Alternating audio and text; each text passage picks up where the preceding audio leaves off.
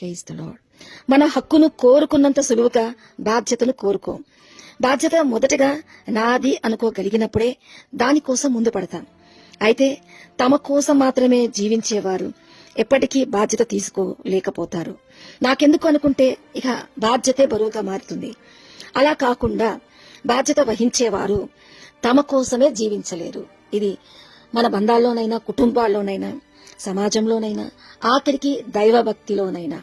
అందుకే దైవభక్తిలో దేవుడు ఈ బాధ్యతను మనకు ఈ విధంగా సెలవిస్తున్నాడు. మత్తయి సువార్త 24:21 లోక ఆరంభం నుండి ఇప్పటి వరకు అట్టి శ్రమ కలగలేదు, ఇక ఎన్నటికి ఆ శ్రమ కలగబోదు.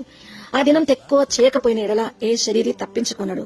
ఏర్పరచబడిన వారి నిమిత్తం ఆ దినం తక్కువ చేయబడుతుంది. కాబట్టి మనం బాధ్యత తీసుకుని ఈ శ్రమలను తగ్గించమని కోరుకోవడంలో, ఏర్పరచబడిన వారిగా ఆ ప్రార్థన చేయడం మన బాధ్యత. ఈ అంత్య దినాల అపాయాలు, భయంకరమైన దినాలు, ఈ యొక్క శ్రమలు తగ్గాలి అని ప్రార్థన చేయడము మనందరికీ దేవుడిస్తున్న బాధ్యత.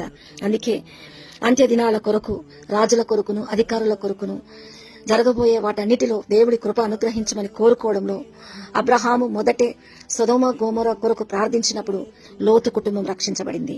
నాకెందుకు అనుకుంటే బాధ్యత కనుమరుగవుతుంది.